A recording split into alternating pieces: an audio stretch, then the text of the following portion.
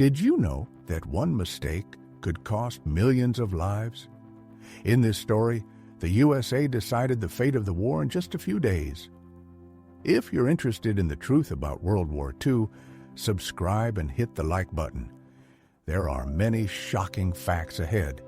October 25, 1944, the Philippine Sea, just east of Samar Island.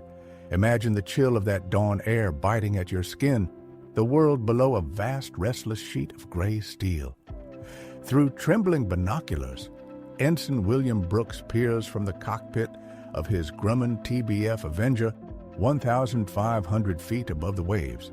His voice, steady but tight with disbelief, crackles through the radio. "Those are not our ships." Words that would send a shiver through every man aboard Task Unit 77.4.3.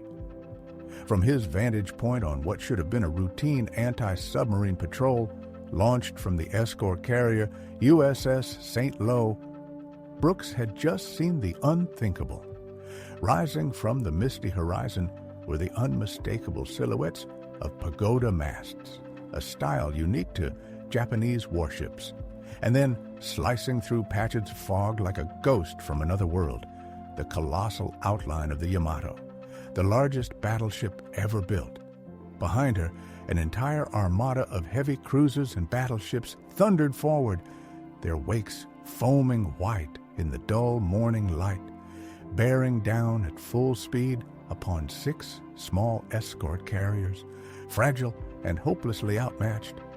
Rear Admiral Clifton A.F. Sprague, commanding Task Unit 77.4.3, had every reason to believe his northern flank was secure.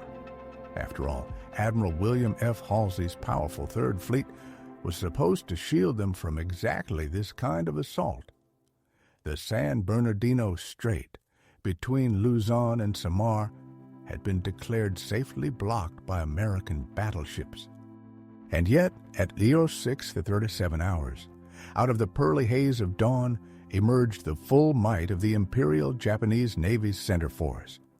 4 battleships, including the mighty Yamato, 6 heavy cruisers, 2 light cruisers, and 11 destroyers, steaming toward a pitifully small American formation of 6 escort carriers, 3 destroyers, and 4 destroyer escorts. The balance of naval warfare had shifted in an instant. The textbooks, the strategies, the carefully drawn maps all were rendered meaningless.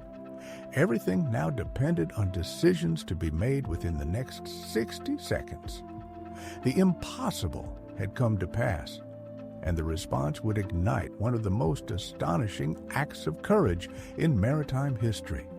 A desperate, furious charge by destroyers and escorts against battleships in what could only be described as a suicide run. But how did the war reach this moment of madness and glory?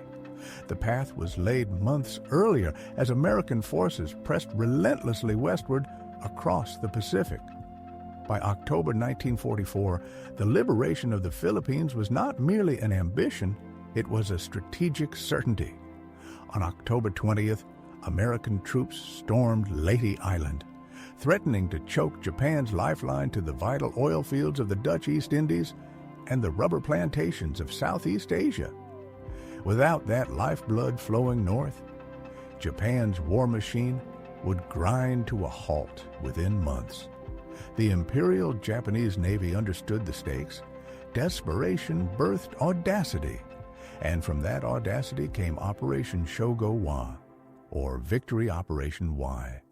It was a bold, 3-pronged assault intended to annihilate the American invasion fleet anchored in Leyte Gulf. A masterpiece of planning on paper, it demanded flawless coordination among 3 powerful naval forces converging from opposite ends of the Pacific. In the north, Vice Admiral Jisaburo Ozawa would sail south from Japan, leading 4 aircraft carriers Zuikaku, Zuiho, Chitos, and Chiyoda. Yet, these were not the proud ships that had once terrorized the Pacific. Their hangars, once bustling with seasoned airmen, now held barely 100 aircraft, flown by pilots so green that many could scarcely land on a moving deck. Ozawa's task was not to win, but to lure Admiral Halsey's Third Fleet away from Leyte, offering himself as bait so that others might strike the fatal blow. He knew his mission was sacrificial. Meanwhile, from the south, Vice Admiral Shoji Nishimura would drive his force northward through the Surigao Strait, ready to meet his own fate in the name of the Emperor. The trap was set. The stage for the battle off Samar, one of the most extraordinary naval confrontations in history, was now complete. Picture the dark immensity of the Pacific once again, the night before destiny strikes. In the southern reaches, Vice Admiral Shoji Nishimura led his battleships Yamashiro and Fuso, the heavy cruiser Mogami, and 4 destroyers, all moving with grim determination to hit the American invasion fleet from below.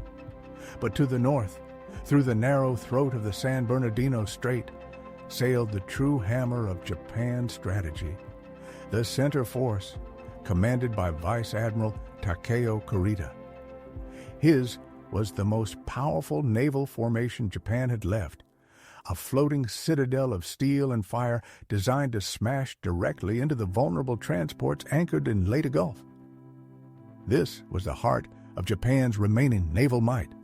Imagine it, the super battleship Yamato, displacing 70-ton, 800 tons, her monstrous 18.1-inch guns, the largest ever mounted on a warship. Each one could hurl a 320-pound shell more than 26 miles, capable of vaporizing anything that dared cross her path. Beside her steamed her identical twin, the Musashi, a fortress so vast and untouched by battle that she seemed immortal. Around them thundered Nagato, Kongo, and Haruna, their 14 and 16-inch guns, adding their own brutal voices to the formation. 10 heavy cruisers, Atago, Takao, Maya, Chokai, Miyoko, Haguro, Kumano, Suzuya, Tone, and Chikuma, formed the armored heart of the fleet, bristling with 8-inch guns that could shred any American ship smaller than a battleship. Light cruisers Noshiro and Yahagi guarded the flanks, their 6-inch batteries ready to scythe through incoming aircraft or destroyers. And around them, 11 destroyers darted like wolves, forming the screen of Kurita's invincible armada. On paper, Operation Shogo. I looked flawless, a masterpiece of strategic brilliance. But as often happens in war, the ocean had its own plans. The unraveling began quietly beneath the waves before Kurita's ships even reached their staging point. It was October 23rd, and the American submarines, USS Darter and USS Dace, prowled the Palawan Passage west of the Philippines. Their sonar men caught the steady beat of propellers. Kurita's fleet steaming toward Leyte, acting with textbook precision. Commander David McClintock aboard Darter and Commander Bladen Claggett on Dace coordinated a joint ambush. At dawn, they struck. Torpedoes from Darter slammed into heavy cruiser Atago, Kurita's flagship. In a thunderous series of explosions, the great cruiser broke apart, flames leaping high as compartments filled with boiling seawater. In just 18 minutes, Atago sank, taking 360 men down with her. Kurita himself was thrown into the churning, shark-infested waters, clinging to life as his command vanished beneath the waves. He was rescued, shaken but alive, by the destroyer Kishinami. That near-death experience, the helpless drift in the bloody water, would leave deep scars on his judgment just 2 days later, off Samar. But the attack was not over. Darter's second salvo crippled heavy cruiser Takao, tearing off her stern and flooding her engine rooms. Though she stayed afloat, Takao was out of the fight, limping back toward Brunei with 2 escorting destroyers, 3 ships erased from Kurita's power in one stroke. Moments later, Dace's torpedoes struck heavy cruiser Maya, detonating her magazines. The blast tore her apart in an instant. She sank within minutes. In barely an hour, the American submarines had sunk 2 heavy cruisers, crippled a third, and nearly killed Japan's fleet commander. Yet Kurita, now aboard Yamato, refused to turn back. His mission was fixed. Reach Leyte Gulf by dawn on October 25th. There was no time to reorganize, no luxury of hesitation, but fate had not finished with him. The very next day, October 24th, brought another onslaught. High above the Sibuyan Sea, aircraft from Admiral Halsey's Third Fleet caught sight of Kurita's columns slicing through the turquoise waters. Then came the attack, relentless, merciless. Wave after wave of dive bombers and torpedo planes rained destruction from the sky throughout the afternoon. Their target, the mighty Musashi. For 4 grueling hours, the super battleship endured a storm of steel and fire no vessel had ever survived. American pilots claimed 19 torpedo hits and 17 bombs. Japanese records would later note 11 torpedoes and 10 bombs. The exact tally mattered little. The outcome was the same. At 19:35 hours, Musashi rolled onto her side, her massive hull slipping beneath the surface, dragging more than 1,000 souls into the depths. When dawn came again, Yamato would sail on alone. The pounding in the Sibuyan Sea had shaken Kurita's resolve. Around 1500 hours, he briefly turned his fleet westward, a maneuver that looked, to American eyes, like a retreat. Pilots reported the enemy heavily damaged and withdrawing, and those reports reached Admiral William F. Halsey aboard USS New Jersey. Halsey saw opportunity and danger in the same breath. That evening, new intelligence arrived. Vice Admiral Jisaburo Ozawa's carrier force was closing in from the north. Carriers, the very weapon that had changed the course of the Pacific War. The kings of Coral Sea, the heroes of Midway, the scourge of Truk and Rabaul. The bait had been set, and Halsey bit. Eager to finish what had begun at Midway, he ordered his entire Third Fleet, all 6 fast battleships, 8 fleet carriers, and their escorts, to race north at maximum speed to destroy Ozawa's seemingly resurgent carrier force. The decision, bold and instinctive, left a gaping wound in the American line. No ships guarded the San Bernardino Strait.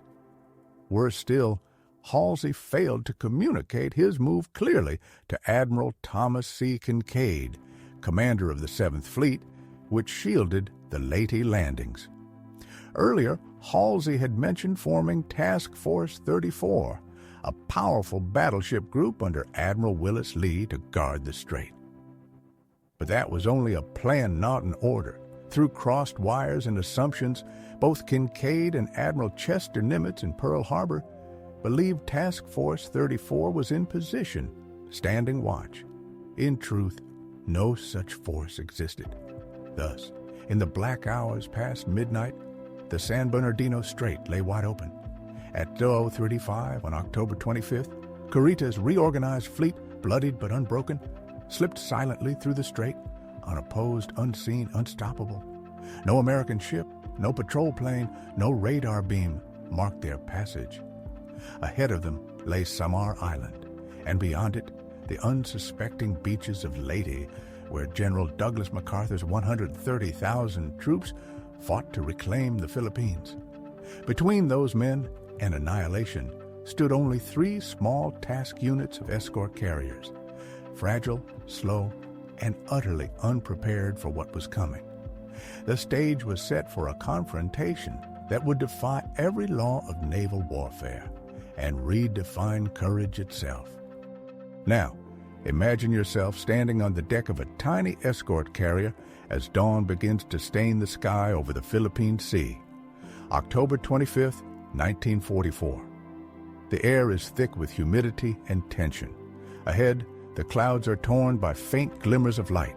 Behind, the gray sea rolls endlessly. No one aboard could have imagined what was about to come over the horizon. These were the escort carriers of Taffy I, Taffy II, and Taffy III, small, slow, and fragile ships. never meant for a slugging match against battleships. Born from the hulls of merchant ships built at the Kaiser shipyards in Vancouver, Washington, they were a triumph of industrial improvisation rather than military might.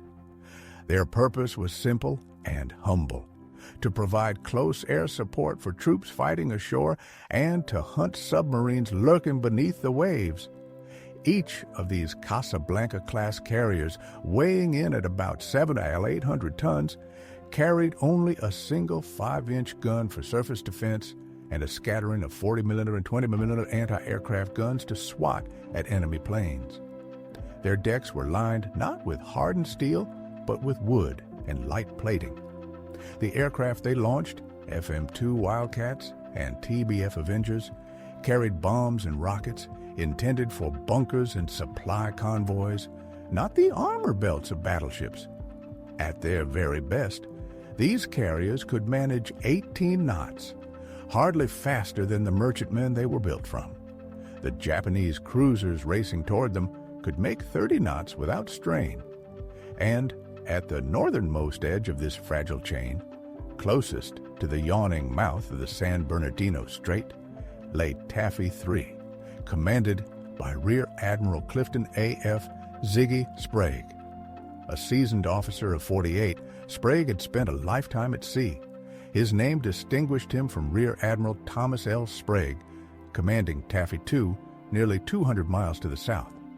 Ziggy's small fleet was a patchwork of 6 escort carriers: USS Fanshawe Bay, CVE-70, his flagship USS Saint, Low, CVE-63, USS White Plains, CVE-66, USS Kalinin Bay, CVE-68, USS Kitkun Bay, CVE-71, and USS Gambier Bay, CVE-73. Together, they carried roughly 165 aircraft, the equivalent of 2 fleet carriers, but with crews trained mostly for ground support, not ship-to-ship warfare. Guarding these delicate carriers were 7 small warships, affectionately called the Small Boys. The nickname said it all: a mix of humility and pride from sailors who knew their role was never meant to be glorious. The heavy hitters among them were the 3 Fletcher-class destroyers, USS Johnston, DD 5537, USS Howell, DD 533, and USS Herman, DD 5532. Each displaced around 12,100 tons, carrying 5 enclosed 5-inch guns capable of hurling 54-pound shells nearly 18,000 yards. Though hitting a moving target at such range was another matter entirely. Their true sting lay in 10 21-inch torpedo tubes loaded with Mark 15 torpedoes, each warhead weighing 825 pounds, capable of racing 10,000 yards at 46 knots. Completing the screen were 4 smaller John C. Butler-class destroyer escorts: USS Samuel B. Roberts, DE-413, USS Dennis, DE-405, USS John C. Butler, DE-339, and USS Raymond, DE-341. At just 1 and 350 tons, these ships were barely half the size of the destroyers they accompanied. They mounted only 2 5-inch guns and lacked the advanced fire control systems of their larger cousins. Their 3 torpedo tubes were designed for stalking submarines, not dueling with armored leviathans. Against battleships whose armor belts were thicker than their entire hulls, these escorts were, in essence, slingshots facing giants. And then, at Oro 6:37 hours, the giants appeared. High above, Ensign William C. Brooks, piloting his Grumman TBF Avenger, scanned the northern horizon during what was supposed to be a routine patrol. The tropical morning sky glowed with a dirty yellow-gray light, scattered clouds hanging at 1,500 feet, the sea dotted by rain squalls. Brooks had taken off from USS St. Lo at 06:05 with simple orders: patrol 20 miles north and west of Taffy III, watch for submarines, and report anything unusual. At 06:37, something very unusual filled his viewfinder. Dark shapes on the horizon. Too large, too many. He descended for a closer look and keyed his microphone. "Ships bearing 240 degrees, he reported. "Estimate 4 battleships, 7 cruisers, 11 destroyers." On the bridge of Fanshawe Bay, Admiral Sprague frowned, his disbelief edging toward annoyance. "Some screwy young aviator," he muttered to his staff, "probably spotted part of our own fleet." Everyone knew that Task Force 34 under Halsey was guarding San Bernardino Strait. Those must be friendly ships. Still, he ordered Brooks to confirm. 3 minutes later, at 0640, Brooks's voice came again, this time shaking with awe. "I can see pagoda masts. I see the biggest meatball flag on the biggest battleship I ever saw." There was no mistaking it. Those towering pagoda-like superstructures belonged to Japanese battleships, and they were coming straight for Taffy III at high speed. At 0645, lookouts on the carriers spotted tiny flashes on the northwestern horizon, Japanese anti-aircraft fire reaching for Brooks's lone Avenger. Moments later, great colored splashes erupted in the water around the American formation. The enemy had opened fire. Each Japanese ship used a unique dye color in its shells so spotters could track their own salvos. Red, green, yellow, blue. Geysers of water and flame leapt toward the carriers, walking closer with every salvo. One officer later described it as a deadly rainbow advancing across the sea. At 0646, the Yamato joined the chorus. Her 9 18.1-inch guns belched 9 tons of steel and explosive in a single, thundering salvo, shells heavier than cars, arcing across the morning sky toward 6 small carriers that had nowhere to run.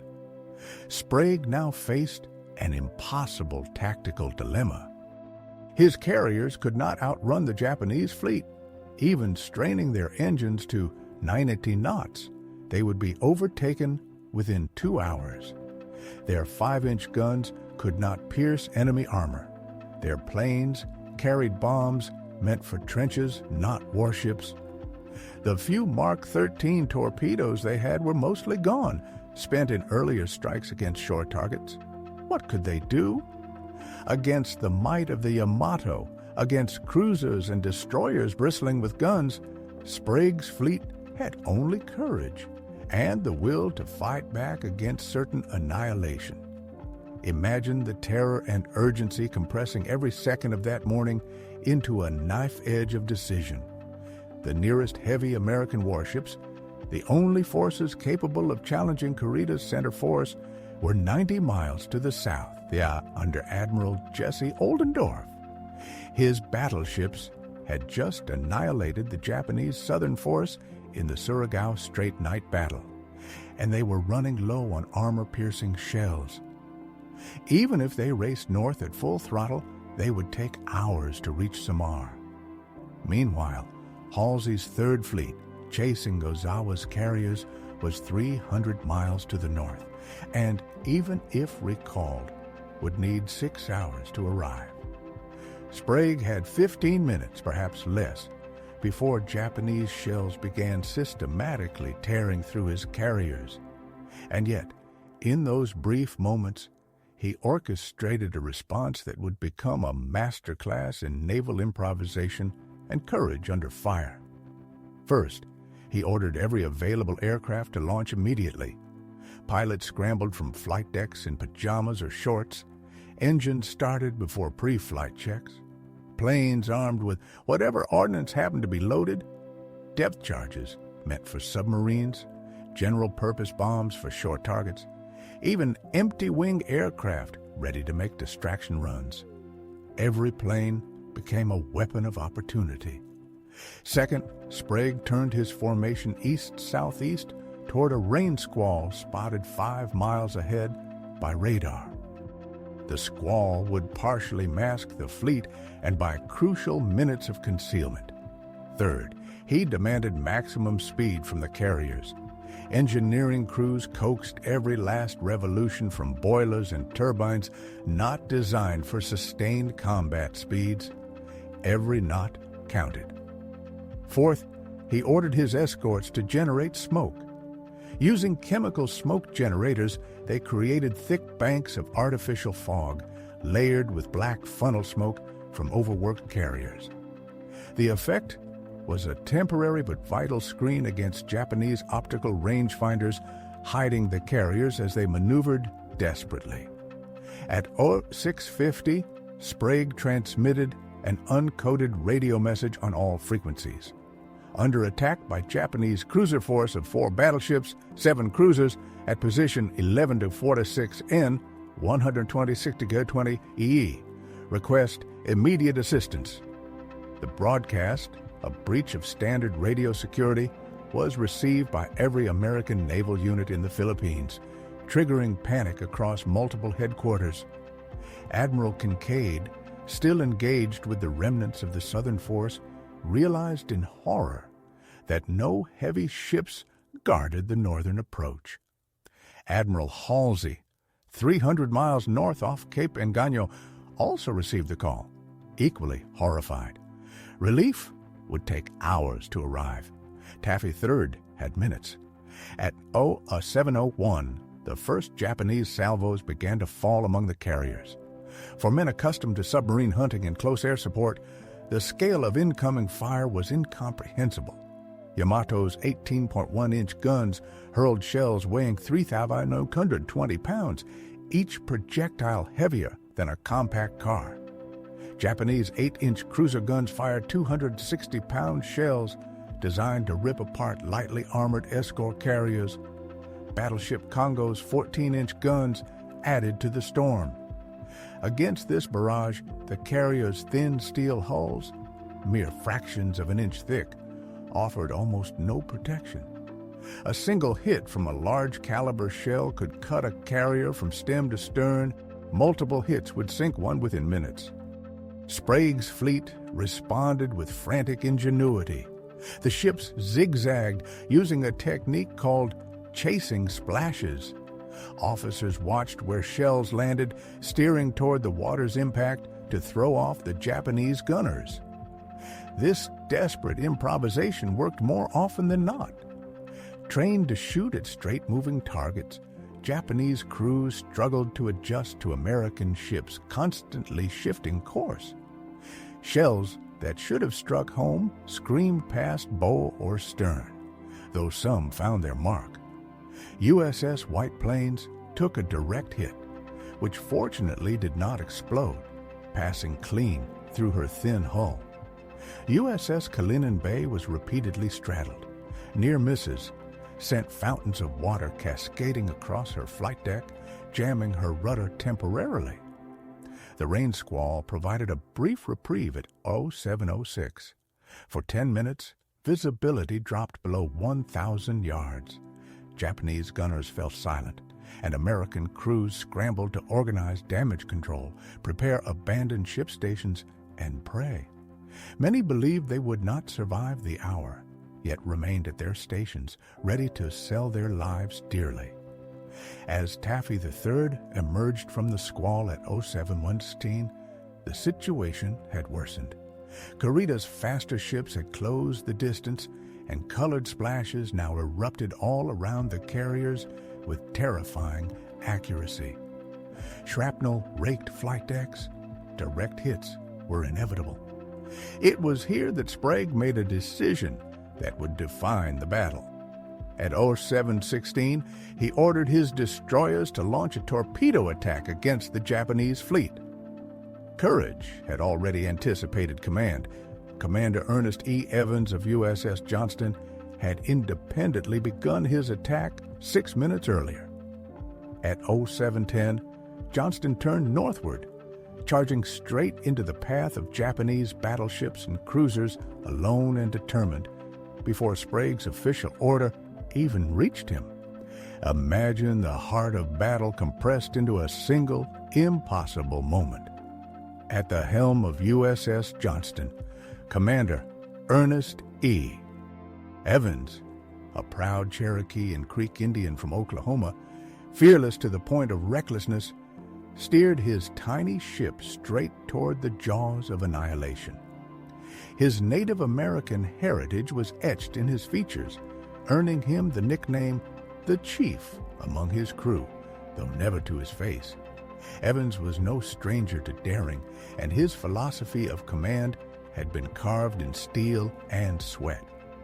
At Johnston's commissioning ceremony on October 27, 1943, exactly 1 year and 2 days before the battle off Samar, he had told his assembled crew, "This is going to be a fighting ship.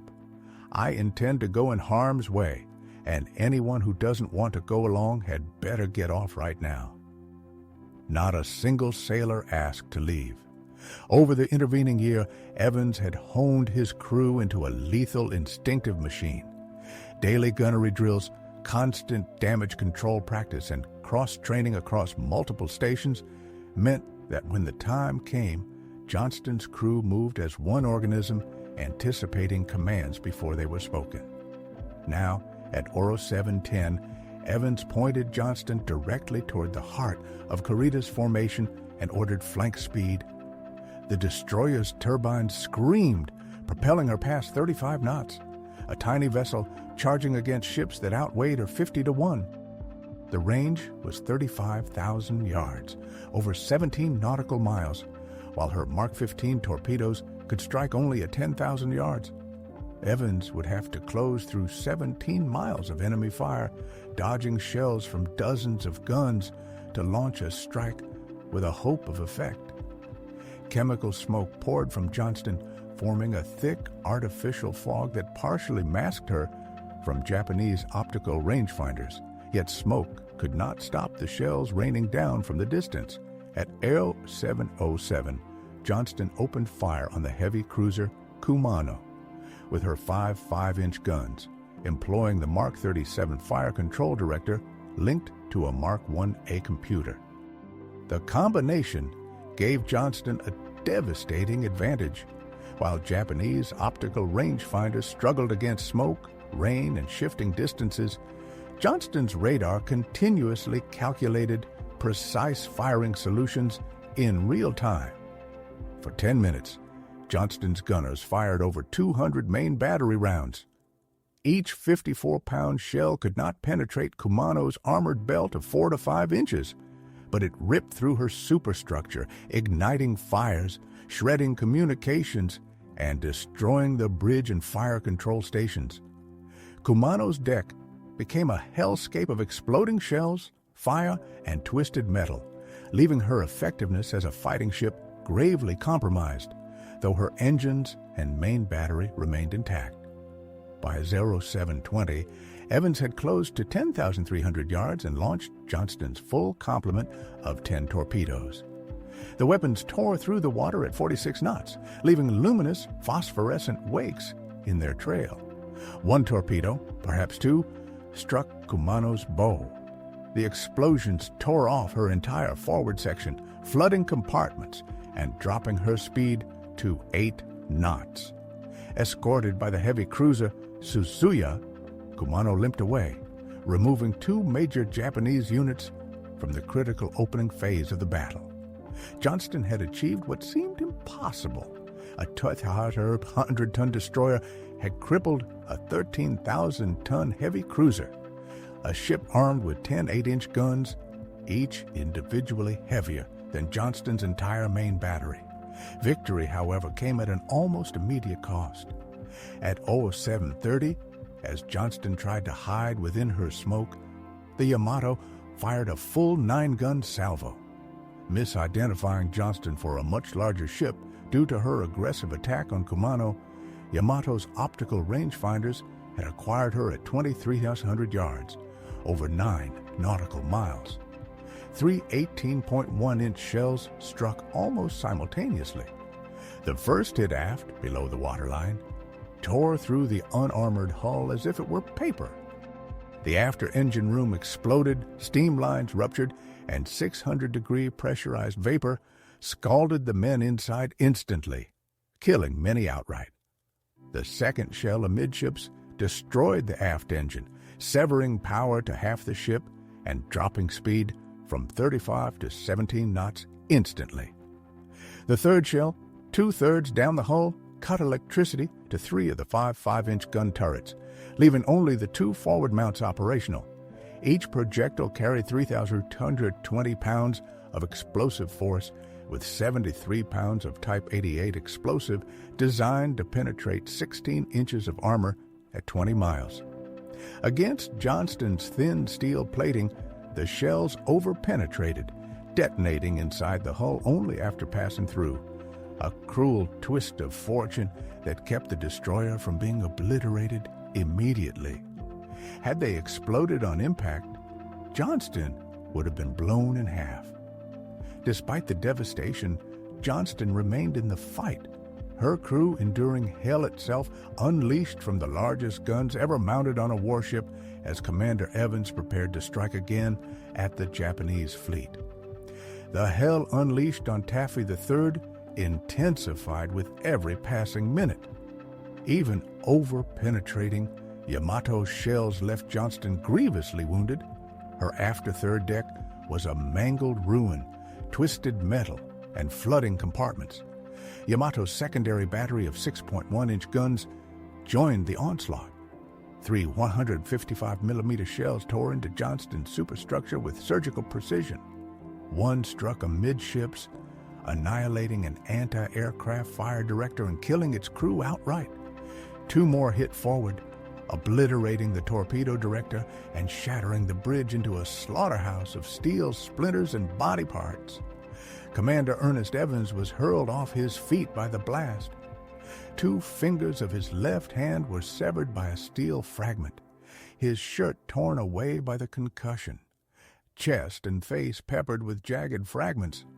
Much of his bridge crew was killed instantly. Lieutenant Ed DeGardy, the navigator, lost part of his left hand.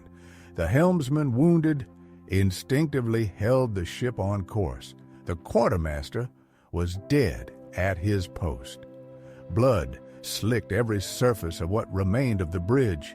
With 3 main gun turrets offline, steering crippled, engines battered, and half his crew dead or wounded, Johnston should have been finished. Naval doctrine demanded retreat. But Evans was no standard officer, and Johnston's crew was no ordinary crew. Damage control teams, honed by relentless drills, leapt into action. Within 10 minutes, emergency cables restored power to the 2 forward turrets, and steering was re-established at the fantail emergency station. Evans, bleeding profusely, refused anything beyond a field dressing, insisting that medical supplies be reserved for crewmen more severely injured.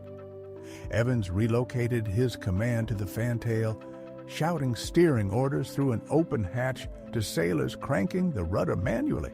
Hydraulic systems destroyed. Johnston, crippled but still in the fight, crawled along at 17 knots, her 2 forward guns operational, her remaining crew clinging to the vessel by sheer will and courage. Over the next 2 hours, she would continue to pummel Japanese targets until the overwhelming firepower of Kurita's fleet finally sank her. Meanwhile, USS Hole and USS Heermann began their own torpedo attacks, soon joined by the 4 destroyer escorts. Chaos erupted within the Japanese formation.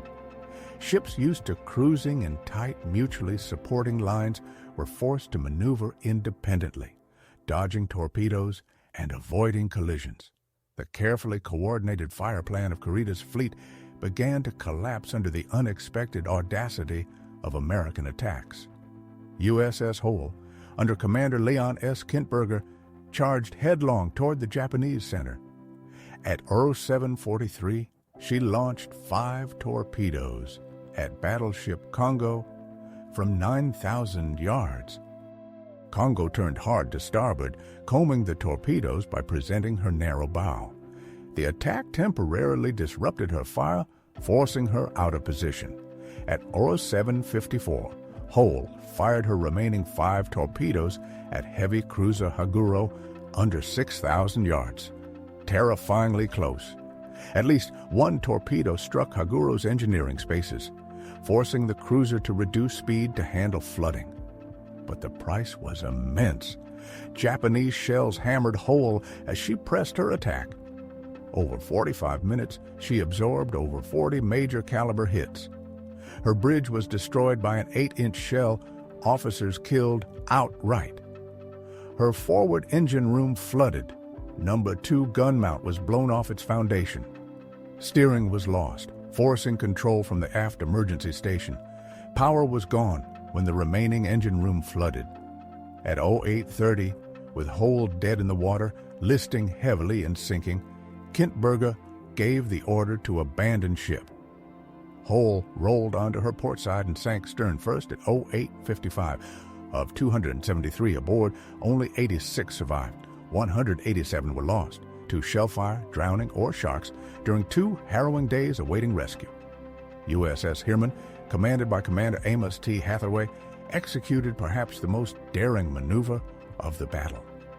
At 07:54, she launched her full torpedo spread at battleship Haruna from just 4,400 yards, under 2.5 miles. The torpedoes missed as Haruna turned, but the battleship was forced away from the carriers, temporarily out of effective gun range. Moments later, Herman found herself trapped between 2 Japanese cruiser columns. With remarkable skill and near-suicidal audacity, Hathaway threaded Herman between battleship Congo and heavy cruiser Chikuma at point-blank range, executing a reverse T-crossing maneuver. The Japanese ships, suddenly faced with an American destroyer weaving directly between them under 5,000 yards, were forced to turn hard to avoid collision. Gunfire was masked. They lost track of Herman amidst the smoke and confusion. The destroyer escaped with minor damage, but her action forced 2 major Japanese units to disengage, buying precious minutes for the carriers. Throughout the morning, Herman continued engaging targets of opportunity, her 5-inch gun scoring multiple hits, though the armored hulls of enemy ships limited damage.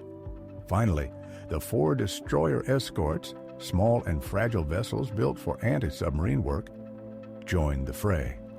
Rear Admiral Sprague at 07:42 ordered the Little Wolves, the escort group, to attack. The initial order was ambiguous, leaving commanders uncertain whether to coordinate with the destroyer's bold offensive or conduct a separate strike. Amid the chaos, Lieutenant Commander Robert W. Copeland of USS Samuel B. Roberts made the decision that would etch his name into naval legend. Rather than wait for clarification of Rear Admiral Sprague's orders, he turned his tiny ship into the heart of the battle, following the larger destroyers into the fray. Samuel B. Roberts, the smallest of the little boys, displacing just 350 tons, was more akin to a World War I destroyer than a vessel meant to face modern heavy cruisers. Copeland pushed Roberts beyond her design limits, overpressuring her boilers to 660 psi, far above the intended 440 psi, coaxing a top speed of 28.7 knots from a ship designed for 24 knots. Black smoke poured from her stack as the engineering crew gambled everything to keep pace with the larger destroyers. Before committing to the fight, Copeland addressed his crew over the public address system.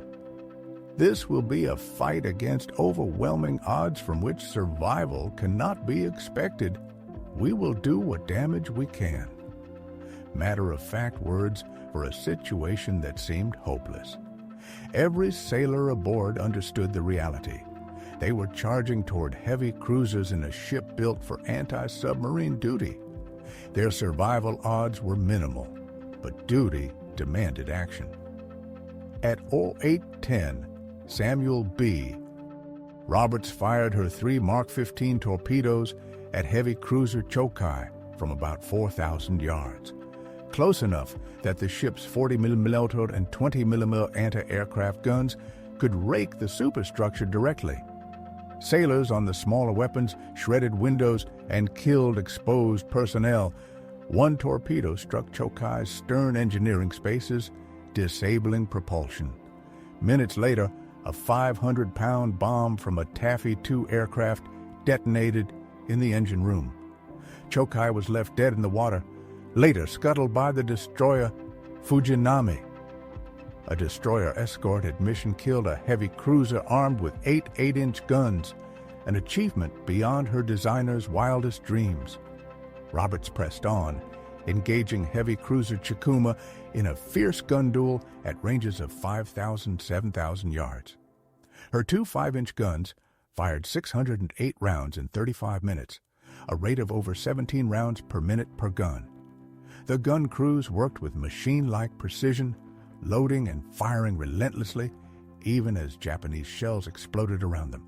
The aft gun Mount 52, commanded by Gunner's Mate 3rd Class Paul Henry Carr, 24, from Chakotah, Oklahoma, continued firing manually after losing electrical power. At 0850, a Japanese 8-inch shell penetrated Mount 52. Most of the crew were killed or wounded instantly, but the gun remained functional. Carr, horrifically wounded, refused to abandon his post, holding the Mount's final shell and begging for someone to load it. He died moments later, posthumously awarded the Silver Star, and later commemorated in USS Carr, FFG 52. At 0851, another 8-inch shell from Chikuma struck Samuel B. Roberts below the waterline in the forward engine room. The explosion was catastrophic. 600-degree steam, ruptured fuel lines, and flooding compartments turned the space into an inferno. Most personnel died instantly. Main engines and generators were destroyed. Roberts lost all power and began flooding. At 0909, a second shell struck near the aft 5-inch mount, killing more men.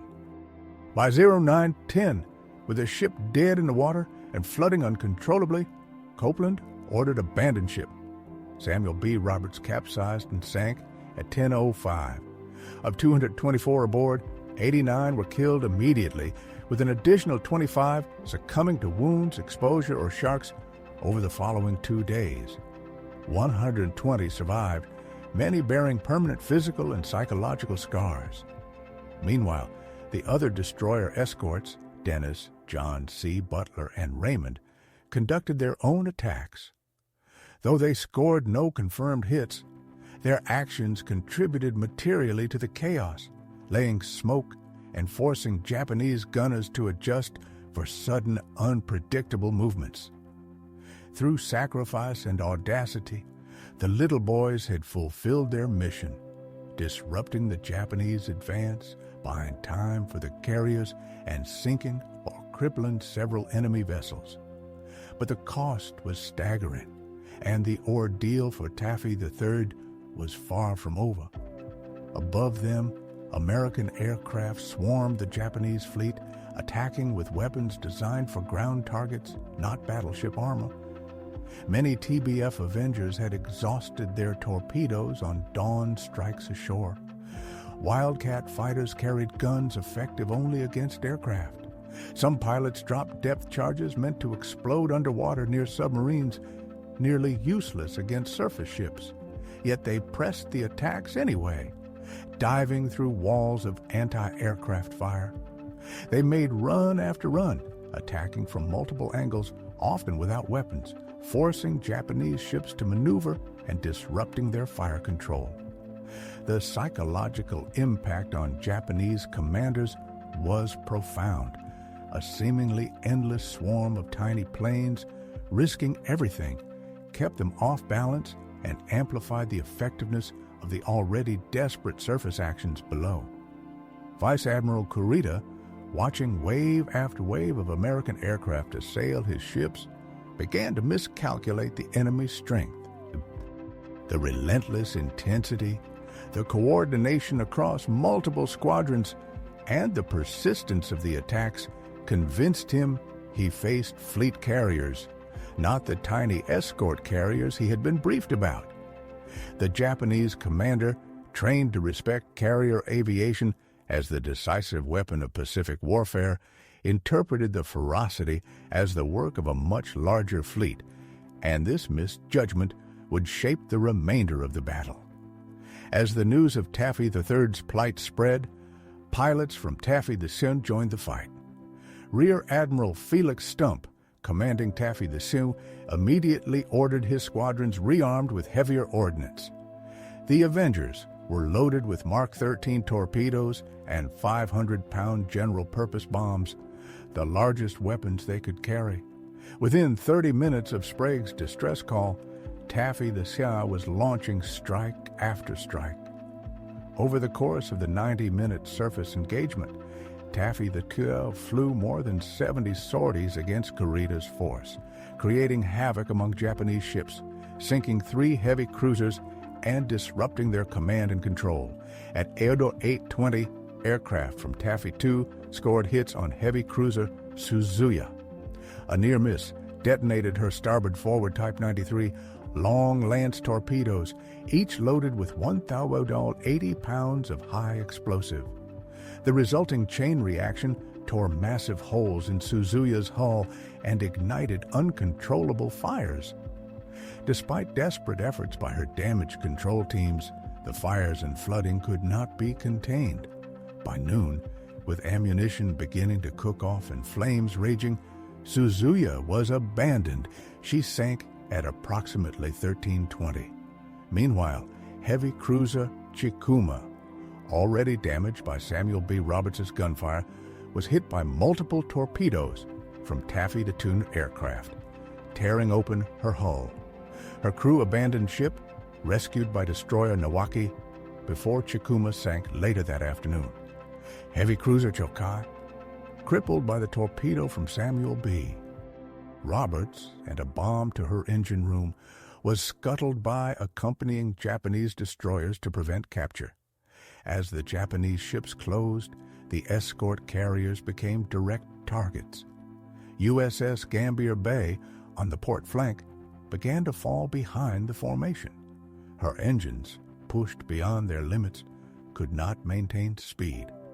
Captain Walter V.R. Vueg, nicknamed Bowser for his combative personality, watched helplessly as his carrier drifted away from the protective screen. By hour 8:00, Gambier Bay was isolated, a straggler in a sea of enemy fire. At 08:07, Japanese heavy cruisers Chikuma, Tone, and Haguro concentrated their fire on the lagging carrier from roughly 15,000 yards. By 08:20, Chikuma's shells hit her afterflight deck, igniting fires, and within 10 minutes, a shell penetrated below the waterline near the forward engine room, catastrophically flooding the compartment and killing most of the personnel inside. Her speed dropped from 18 knots to 11 knots, leaving her defenseless and alone. USS Johnston, crippled yet still fighting, attempted to draw fire away from Gambier Bay. Commander Evans, directing from the fantail, ordered his 2 remaining operational guns to engage the Japanese cruisers. His shells scored minor damage, but successfully forced Chikuma and Tone to temporarily shift fire, buying precious minutes. Yet 3 cruisers firing at close range were relentless. Gambier Bay took repeated hits to her engine spaces, hangar deck, and hull, fire spreading across the carrier. By 08:40, Gambier Bay was dead in the water, listing heavily, flames visible throughout her decks. 10 minutes later, at 08:50, Captain Vueg gave the order to abandon ship. Crew members leapt into the warm Philippine Sea, facing not only the danger of drowning, but shark-infested waters. At 09:07, the carrier capsized to port. Her keel rose briefly above the waves, revealing shell holes and the missing port propeller. In just 61 minutes from the first hit, USS Gambier Bay, the only American fleet or light carrier sunk by surface gunfire in World War II, disappeared beneath the waves. Of her approximately 800 crew, 147 were killed immediately, and many more perished in the following 2 days. Nearly 700 men went into the water, spending 50 hours afloat before rescue. The other carriers of Taffy III were heavily damaged, but survived thanks to desperate maneuvering, smokescreens, and the sacrificial attacks of their escorts. USS Kalinin Bay absorbed 15 shell hits, ranging from 5-inch to 14-inch caliber. A 14-inch armor-piercing shell from battleship Congo passed entirely through her from port to starboard without detonating, a delayed action fuse failure that spared the ship from certain destruction. Despite fires, flooding, and casualties, damage control teams contained the situation, keeping Kalinin Bay afloat. USS White Plains suffered multiple near misses and a direct hit, but retained propulsion and steering. USS Fanshawe Bay, Admiral Sprague's flagship, dodged over 100 near misses through radical maneuvering personally directed by Sprague from the flag bridge. His calm, precise commands over the radio maintained morale and cohesion amid the chaos.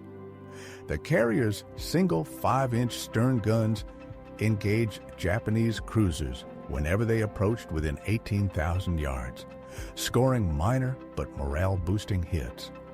Against heavily armored warships, the damage was negligible, but every hit contributed to delaying and distracting the enemy, buying critical time for the survival of the formation.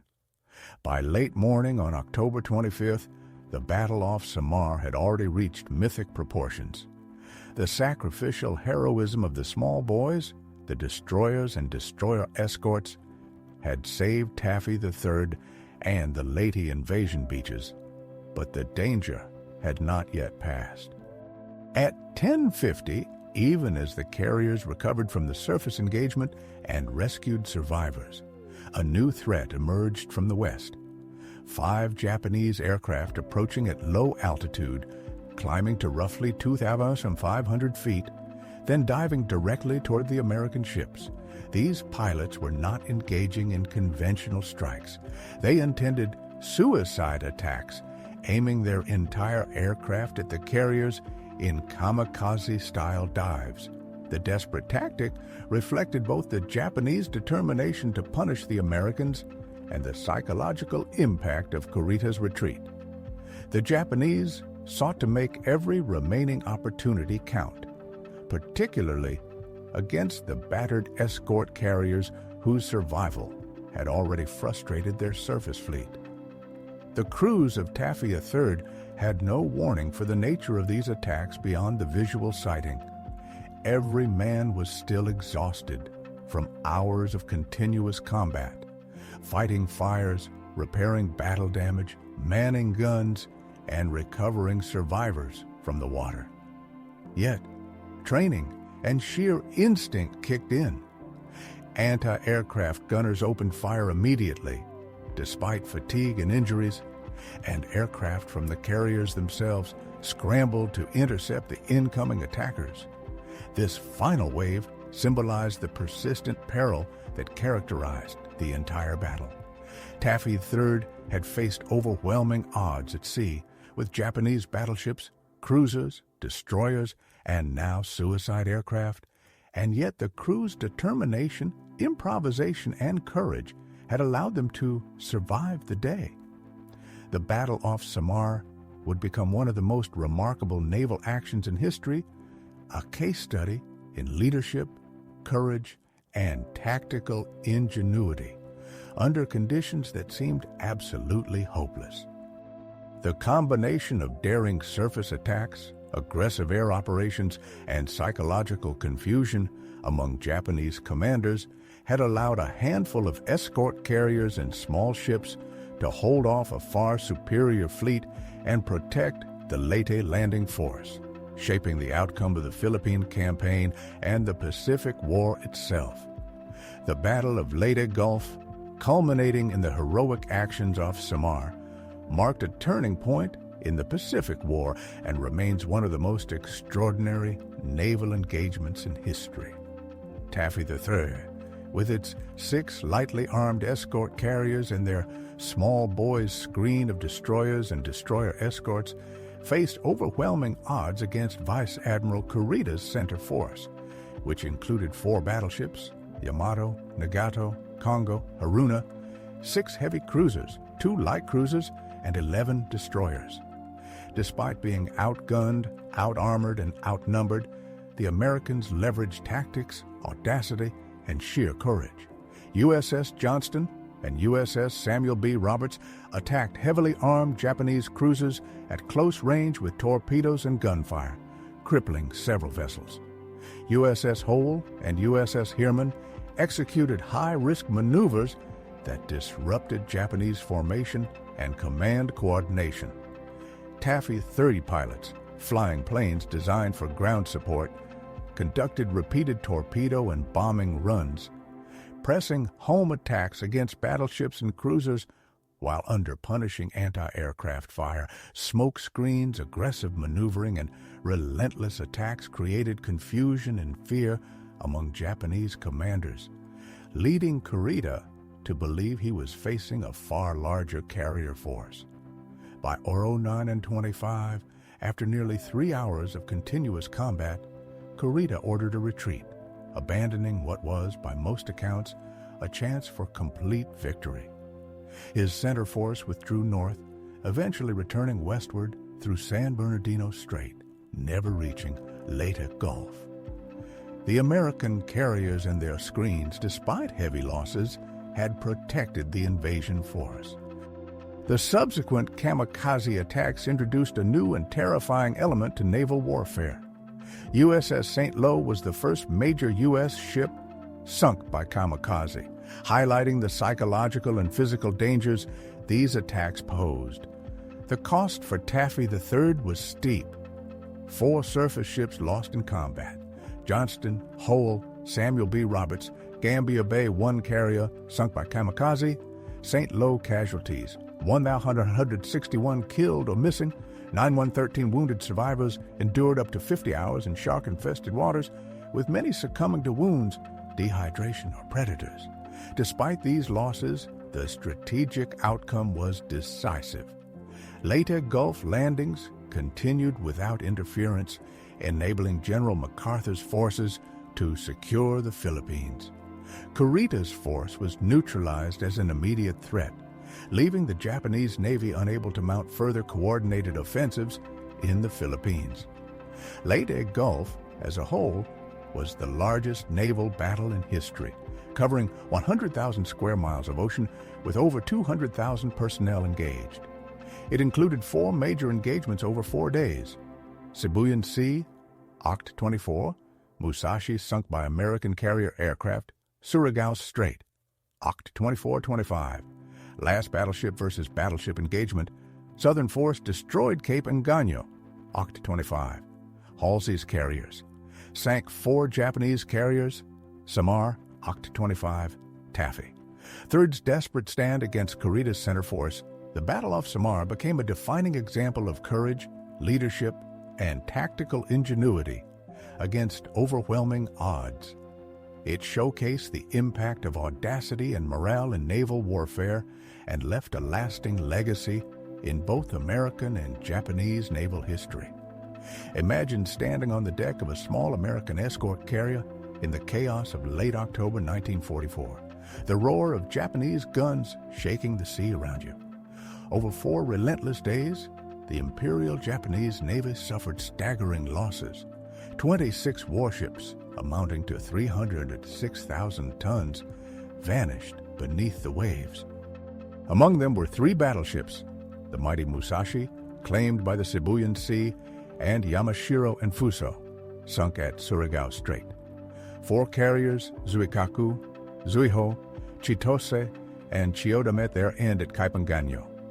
10 cruisers, including 3 at Sama, and 9 destroyers also sank, while over 10,500 Japanese sailors perished. The Japanese fleet, once a dominant force, would never again sail in strength. Fuel shortages, irreparable damage to survivors, and the loss of trained crews reduced the Navy to a defensive shell, incapable of striking with strategic weight. On the American side, 6 ships, totaling 37,000 tons, were lost. The light carrier USS Princeton fell to Japanese air attack on October 24th. At Samar, 2 escort carriers, USS Gambier Bay and USS St. Lo, were sunk, along with destroyers USS Johnston and USS Howell, and destroyer escort USS Samuel B. Roberts. American casualties numbered 2,803 killed and 913 wounded across all actions. The victory was complete, decisive, a catastrophe for the Japanese gamble of Operation Shogowa. Now consider the Battle of Samar, the central drama of the larger Leyte Gulf engagement. It stands almost alone in naval history, defying conventional expectations. How could such a mismatched force prevail? Picture this: 4 Japanese battleships, 6 heavy cruisers, 2 light cruisers, and 11 destroyers confronting just 6 American escort carriers, 3 destroyers, and 4 destroyer escorts. By tonnage alone, the Japanese outclassed their opponents 10-1. Gunpower was even more skewed. Yamato's main battery could fire more in a single salvo than all of Taffy III could in 5 minutes. Yet, against all odds, the smaller American force survived and forced the Japanese to retreat without completing their mission. How?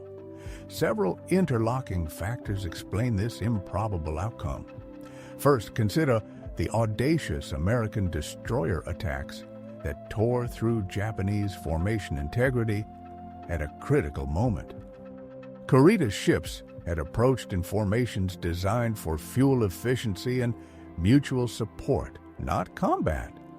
Suddenly, they had to dodge torpedoes, each captain maneuvering independently, scattering the fleet into chaos.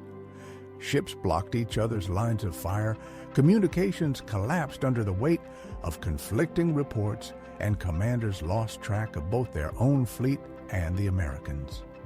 Smoke screens laid by American destroyers and escorts further reduced visibility, crippling Japanese optical fire control systems that depended on clear sight lines.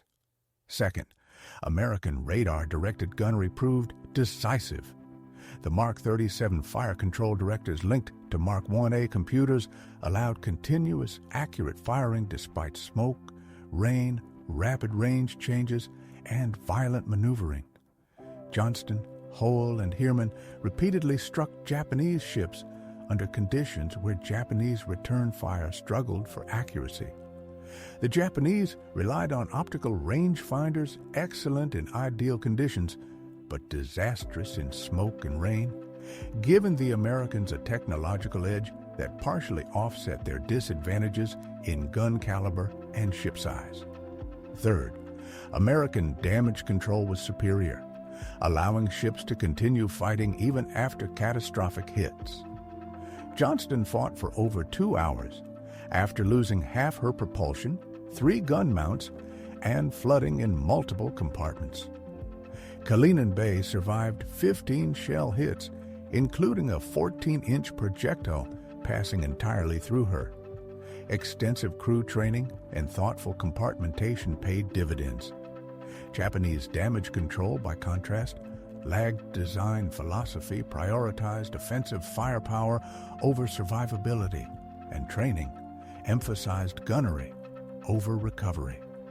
Fourth, Japanese armor-piercing shells engineered to penetrate battleship armor often overpenetrated the lighter hulls of destroyers and escort carriers, reducing their lethality. Delayed action fuses detonated only after passing through heavy armor, perfect for battleships, but largely wasted against thin-skinned American vessels. The stage was set for an improbable drama, one that would etch the Battle of Samar into naval legend. Imagine yourself standing on the deck of an American destroyer in the thick of battle, as shells designed to pierce 8 to 16-inch battleship armor slam into the water around you. Against the thin hulls of destroyers and escort carriers, these Japanese armor-piercing shells often passed completely through, detonating only after exiting and causing minimal internal damage. Had the Japanese used high-explosive shells with instantaneous fuses, each hit would have ripped massive holes, turning these small ships into floating wrecks. Fate, in this case, favored the Americans. The over-penetrating shells simply did not achieve their intended destructive effect. The fifth advantage lay in the relentless American air attacks. Aircraft kept Japanese ships constantly maneuvering, drawing attention away from surface targets. Even after bombs and torpedoes were expended, pilots performed dry runs, forcing enemy ships to turn and break formation, spoiling their gunnery solutions. The psychological pressure of continuous air assault, coupled with Vice Admiral Kurita's fear of encountering even stronger American forces, heavily influenced his decision to withdraw. Japanese anti-aircraft fire was intense but far from decisively effective, while American pilots pressed on with determination despite casualties. Yet the most fundamental factor explaining Taffy III's survival and victory was human courage and tactical audacity. Commander Ernest Evans charged toward Yamato without orders, instinctively knowing that bold aggression was the only chance for survival. Lieutenant Commander Robert Copeland led Samuel Roberts into battle against heavy cruisers, fully aware survival was unlikely, yet understanding the necessity of the attack. Rear Admiral Clifton Sprague ordered his destroyers on near-suicidal torpedo runs, knowing that delaying the Japanese even briefly could save the carriers.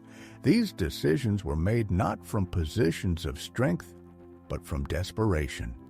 And yet, they were executed with such complete commitment and ferocity that they convinced Vice Admiral Kurita he was facing fleet carriers and heavy units rather than escort carriers and destroyers.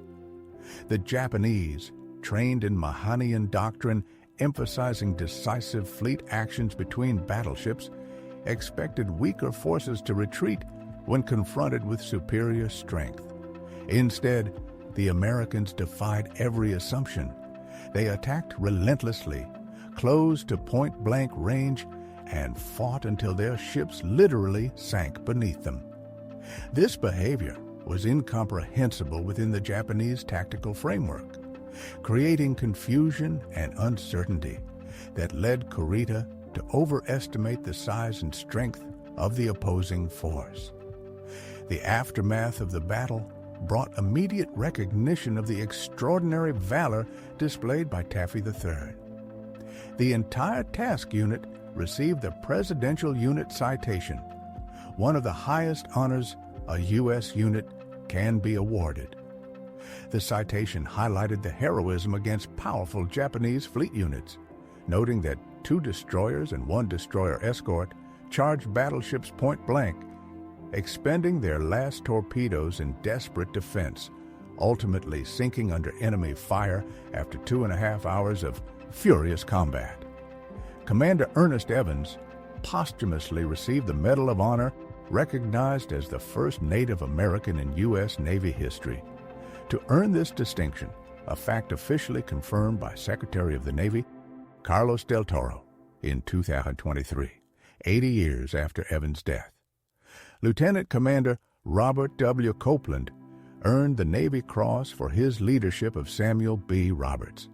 Commander Leon S.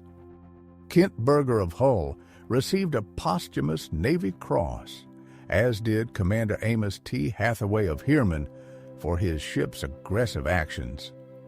Numerous other officers and crew members received silver and bronze stars. Many historians argue that additional medals of honor should have been awarded, though political considerations limited recognition. The battle itself was partly the result of a massive communication breakdown between Admiral Halsey and Admiral Kincaid.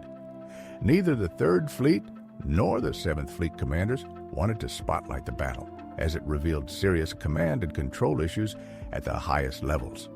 The human cost was staggering for such a short engagement. Of Johnston's crew of 3 until 11, 186 died. Of Howell's 2 and 73, 187 died. Of Samuel B. Roberts' 2 and 4, 89 died in action, with 25 more succumbing to wounds or exposure afterward. Of Gambier Bay's 800, 147 died immediately, with more later succumbing. Taffy III's total casualties exceeded 1,100 dead out of roughly 3,500 personnel engaged. Those who abandoned ship faced horrors in the water that haunted them for the rest of their lives. Men clung to wreckage and life rafts for up to 50 hours before rescue arrived, exposed to merciless tropical sun, critical dehydration, and the threat of sharks. Witnessing shipmates weaken and sink left lasting psychological trauma, including survivor's guilt and post-traumatic stress. Yet, survival rates were higher than expected, reflecting excellent training in abandoned ship procedures and adequate life-saving equipment. American ships carried sufficient life rafts and individual flotation devices, and crews drilled regularly. When the order came, men executed abandonment procedures efficiently, even amid fires, flooding, and battle chaos. The Navy's emphasis on survival training, often dismissed by sailors as make work, saved hundreds of lives off Samar. Imagine the wreckage of those sunken ships, resting silently for decades in the abyssal darkness of the Philippine Trench, where the Battle of Samar unfolded. The waters here plunged deeper than 20,000 feet, an oceanic graveyard beyond the reach of technology for generations. It was not until March 2021 that explorer Victor Vescovo, piloting the deep submersible limiting factor, located the wreck of USS Johnston at an astounding depth of 2,180 feet. The destroyer lies on an undersea slope, broken into sections yet largely intact. Her bridge bears the scars of 6.1-inch shells that claimed Commander Evans and much of his crew, while her stern shows the catastrophic marks of Yamato's 18.1-inch shells. This discovery confirmed Johnston as the deepest shipwreck ever surveyed by a manned submersible, a record she held for 15 months. In June 2022, Vescovo's team located USS Samuel B. Roberts at 22 nautics 21 feet, establishing her as the deepest shipwreck ever discovered. The destroyer escort rests in two pieces, the forward section upright on the seabed, the aft section on its side, just 10 meters away. The break occurred at the point where an 8-inch shell penetrated her engine room, the fatal blow that sank her. Both wrecks are now protected under the Sunken Military Craft Act, designated as war graves, their remote locations and crushing depths providing natural guardianship. These ships will remain undisturbed, solemn memorials to the men who served aboard them. The story of the Battle of Samar must never fade. It exemplifies the finest traditions of naval service and the pinnacle of courage under fire. When tiny destroyers charged massive battleships head-on, they etched a chapter of history that stands as a testament to determination, sacrifice, and an unyielding refusal to accept defeat. Even when all odds seemed insurmountable, Fleet Admiral Chester W. Nimitz summed it up definitively. The success of Taffy III was nothing short of a special dispensation from the Lord Almighty. Historian Samuel Eliot Morrison, official chronicler of U.S. naval operations in World War II, offered perhaps the most enduring tribute. In no engagement in its entire history has the United States Navy shown more gallantry, guts, and gumption than in those 2 morning hours.